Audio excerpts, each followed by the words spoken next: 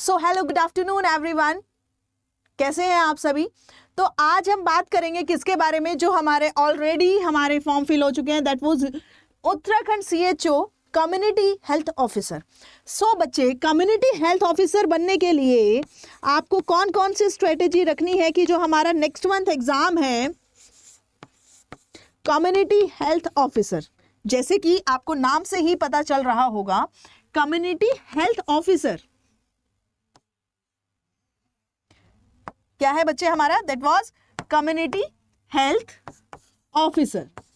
Community health officer बनने के लिए आपको क्या करना होगा बच्चे? कुछ ही एक मंथ की स्ट्रेटेजी मैं आज आपके सामने शेयर करूंगी, जिससे आप क्या बन सकते हैं, आप अपने सपने को क्या कर सकते हैं, पूरा कर सकते हैं, साकार कर सकते हैं। सो उत्तराखंड में कम्युनिटी हेल्थ ऑफिसर की पोस्ट लेने के लिए, एक सीट आपको अपनी कंफर्म करने के लिए 1 मंथ की जो स्ट्रेटेजी आज मैं जो आपको बताऊंगी, तो इसको अगर आप फॉलो करिएगा तो उससे आपको क्या होगा, बहुत हेल्प मिलेगी और आपके एग्जाम प्रिपरेशन में हेल्प होगी।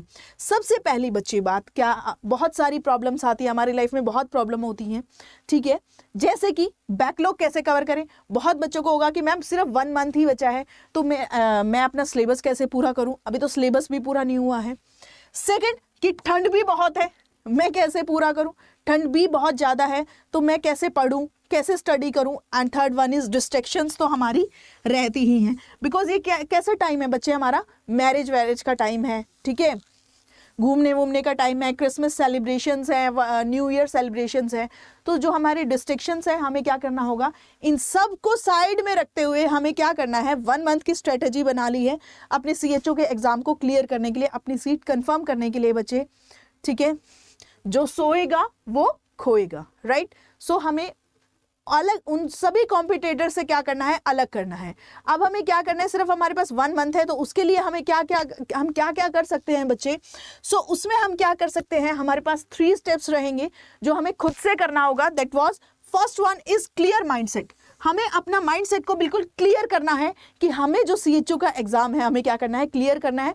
मुझे 2026 में कम्युनिटी हेल्थ ऑफिसर लगना ही लगना है, ठीक है। हमारा माइंडसेट बिल्कुल क्लियर होना चाहिए। अगर हमारा माइंडसेट क्लियर होगा तो बच्चे इससे हमारी जो डिस्ट्रैक्शंस है वो क्या हो जाएंगी, बहुत कम हो जाएंगी, राइट। सेकंड, हमें क्या करना है, आपको अपने जो टॉपिक्स हैं, अगर कोई जैसे फॉर एग्जांपल रिवीजन भी करेंगे, इसमें हम जो हमारे टॉपिक्स नहीं हुए हैं, मेन टॉपिक्स हमें वो भी करने हैं, तो उसमें क्या करना है, आपको अपने टॉपिक्स को डिवाइड कर लेना है। क्या करना है बच्चे, डिवाइड कर लेना है। And third one, honesty. अपने साथ क्या रहना है, ऑनेस्ट रहना है बच्चे। मैं दूसरों के लिए बात नहीं कर रही हूं, मैं अपने लिए बात कर रही हूं कि अपने आप से खुद से क्या रहना है, आपको ऑनेस्ट रहना है, राइट। अपने लिए ऑनेस्टी आपकी होनी ही होनी चाहिए कि मुझे आज ये करना ही करना है। फर्स्ट हमारा क्या रहेगा, डिवीजन ऑफ टॉपिक्स। जो भी टॉपिक्स आपको क्या करने हैं, नॉर्मली आपको करने हैं, अभी आपका सिलेबस पूरा नहीं हुआ है, तो सबसे हमें क्या करना है, टॉपिक्स को डिवाइड कर लेना है। पहले हमारा स्ट्रॉन्ग, जो भी टॉपिक्स बच्चे हमारे स्ट्रॉन्ग टॉपिक्स हैं, जो हमें आते हैं अच्छे से, उनसे रिलेटेड सिर्फ हमें क्या क्या करना है, सिर्फ क्वेश्चन प्रैक्टिस करना है। क्या करना है बच्चे, उसके लिए सिर्फ हमें क्या करना है, क्वेश्चन प्रैक्टिस करनी है, सिर्फ जो भी हमारे क्या है स्ट्रॉन्ग टॉपिक्स है उनसे रिलेटेड, ताकि जो अगर कोई भी उसमें कंसेप्ट्स हैं वो हमारे और भी क्या हो सके, स्ट्रॉन्ग हो सके, और एग्जाम में क्वेश्चन के गलत होने के चांसेस बहुत कम हो जाए, ठीक है, ना के बराबर रहें। नेक्स्ट है हमारा, अब हम काम करेंगे किसके ऊपर, वीक टॉपिक्स के ऊपर। जो टॉपिक या फिर जो सब्जेक्ट हमारा वीक है, हमें उसको कवर करना है। उसमें हमें क्या करना है, जो मोर वेटेज टॉपिक है, मोर इंपॉर्टेंट टॉपिक्स होते हैं, जैसे कि इम्यूनाइजेशन होता है हमारा, नेशनल इम्यूनाइजेशन प्रोग्राम है हमारा, या फिर हमारा कोई और जैसे कि कॉन्ट्रासेप्टिव डिवाइसेस के बारे में है, वो सब बच्चे हमें क्या करना है, मोर वेटेज टॉपिक्स को हमें क्या करना है, प्रायोरिटी देना है, ठीक है। उनको कवर करना है सबसे पहले। हमें जो भी हमें लगता है कि CHO में ये हमारे आने हैं, ये वाले टॉपिक्स आते हैं, राइट, वो चीज बच्चे। नेक्स्ट हम बात करेंगे, मैं जो आपको बात करूंगी, डेली आपको क्या करना है, कोई भी CHO का, ऐसा नहीं है कि अगर उत्तराखंड का है तो आपको उत्तराखंड का ही CHO का PYQ करना है, नहीं। PYQ आपको प्रीवियस ईयर क्वेश्चंस सारे, कोई भी उत्तराखंड, हरियाणा, दिल्ली, राजस्थान, उड़ीसा, कहीं का भी आपको PYQ मिला, आपको डेली एक PYQ क्या करना है, सॉल्व करना है, राइट। और जैसा कि मैंने आपको बताया, आपके अपने साथ ऑनेस्ट रहना है। PYQ सॉल्व करने का मतलब ये नहीं होता बच्चे कि आपको सिर्फ PYQ ही सॉल्व करना है। सिर्फ आपने क्या किया, क्वेश्चंस उठाए, अच्छा ये गलत है, ठीक है, ये पीवाईक्यू करना नहीं होता है। पीवाईक्यू क्या होता है, जैसे कि आपने एक क्वेश्चन पेपर उठाया, आपने वो पूरा सॉल्व किया, सॉल्व करने के बाद बच्चे क्या करना है, जो भी उसमें गलत आपके क्वेश्चंस हुए हैं उनको क्या करना है, साइड में वो टॉपिक्स लिख लेने और उन क्वेश्चंस का आंसर वो क्यों माना गया है वो विद रीजन आपको क्या करना है, सॉल्व करना है। ठीक है, पीवाईक्यू का मतलब ये है कि जो आपके क्वेश्चंस गलत है उनको पता करना कि ये क्यों गलत हुए हैं। ठीक है, सेकंड, डेली आपको क्या करना है, क्वेश्चन प्रैक्टिस करना है बच्चे।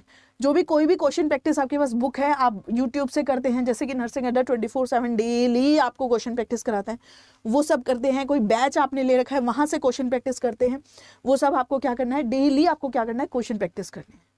Third one is time management. Time management का की रोल होता है हमारा एग्जाम में। एग्जाम में बहुत स्ट्रेस होता है, बहुत बार क्या होता है कि हमारा एग्जाम ही कंप्लीट नहीं कर पाते हम। सो टाइम मैनेजमेंट पे भी हमने वर्क करना है। हमें क्या करना है, सपोज हमें 10 क्वेश्चन लिए, हमने सोचा कि विद इन 5 मिनट्स मुझे क्वेश्चन करने हैं, तो फटाफट ऐसे बुक से जब आप क्वेश्चन प्रैक्टिस कर रहे हैं तो 10 क्वेश्चन लिए, 20 क्वेश्चन लिए, मुझे 10 मिनट में करने हैं, तो फटाफट जैसे ही क्लॉक लगा के आपको करने हैं। आप देखो उसमें कि आपके 10 क्वेश्चन कितनी देर में हो रहे हैं और इतने में कैसे कर पाऊंगी, वो सब आपको खुद से देखना पड़ेगा। और जब आप 1 मंथ के लिए डेली वही प्रैक्टिस करेंगे तो क्या होगा, एग्जाम वाले दिन आपको इतना माइंड पे स्ट्रेस नहीं होगा। ठीक है, आप उसी तरीके से क्या करेंगे, क्वेश्चन को फिर सॉल्व करेंगे, जिससे हमारे टाइम मैनेजमेंट क्या होगी बच्चे, हेल्प होगी।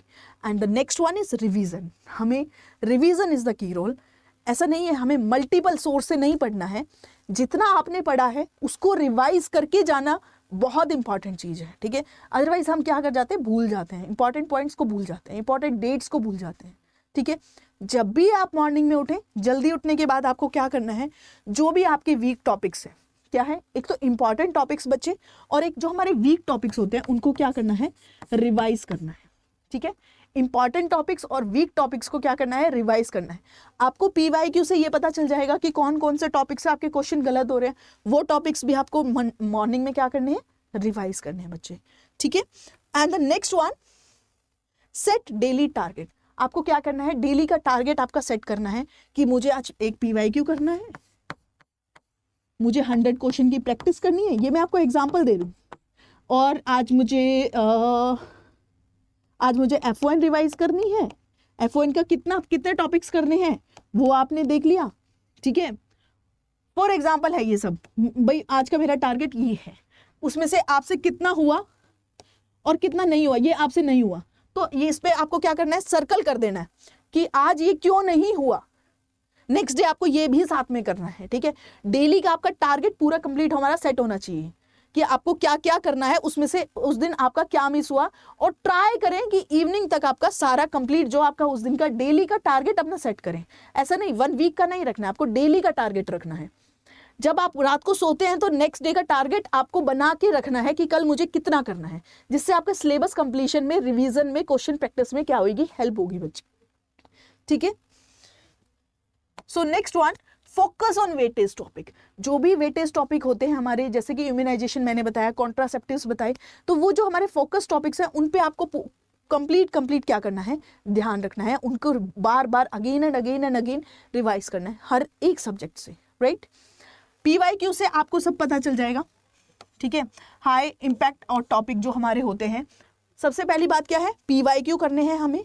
पीवाईक्यू के बाद हमें क्या करना है, जो भी हाई इंपॉर्टेंट टॉपिक्स होते हैं हमें वो टॉपिक्स को क्या करना है, रिवाइज करना है। और थर्ड क्या है, हमारा रिवीजन, जो हमारा की रोल है। सबसे लास्ट, हमें डेली हमें कोई ना कोई सब्जेक्ट उठाना है, अपने नोट्स अगेन एंड अगेन अपने नोट्स रिवाइज करने हैं। 1 मंथ स्ट्रेटेजी यही होती है बच्चे कि हमें नए टॉपिक्स पे ज्यादा ध्यान ना देके जितना हमने सिलेबस किया है उसको रिवाइज करना है। नया जो हमारा बचा हुआ है उसमें से इंपॉर्टेंट टॉपिक्स को पढ़ो, लेकिन ऐसा नहीं है आप कंप्लीट पढ़ने बैठ जाओ, फिर उसमें से इंपॉर्टेंट टॉपिक्स को पढ़ो और जितना आपका अभी तक सिलेबस पूरा हुआ है उसकी रिवीजन करो। ठीक है, और इसमें कम्युनिटी की वेटेज बहुत ज्यादा रहेगी, तो आपको कम्युनिटी तो पूरी ही पढ़नी पड़ेगी। Right, so the next student, यही था हमारा क्या, 1 मंथ स्ट्रेटेजी।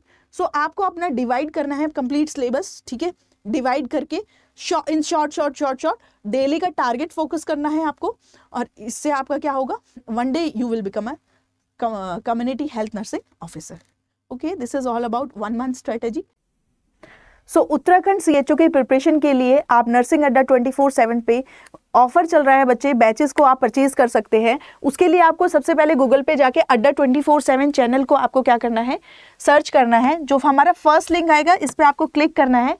उसके बाद आप जैसे ही ऑल कोर्सेज में जाएंगे, इसमें आपको नर्सिंग सेक्शन जो मिलेगा उस पर क्लिक करके आपको नॉर्मली UKCHO का जो हमारा बैच है उसी पे करना है, क्योंकि स्पेसिफिक जो बैच है हमारा वो किसके लिए हमने मेन किसके लिए है, ये हमारा UKCHO के लिए ही है Uttarakhand. That was Rudraprayag batch UKCHO, जो जिसमें आपको क्या मिलेगा बच्चे, ये आपको नॉर्मली ऑफर, इसमें ऑफर चला हुआ है अभी, वो ये कि आपको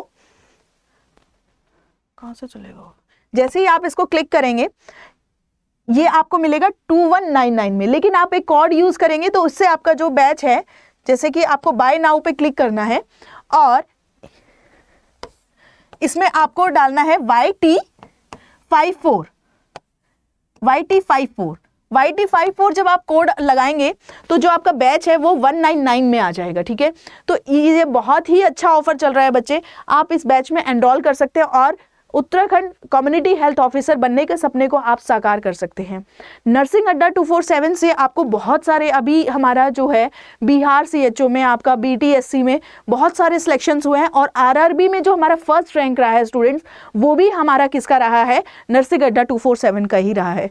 तो इसी में आपको ज्वाइन करने के लिए आपको ऐसे आपको बैच को परचेज करना है। Thank you so much.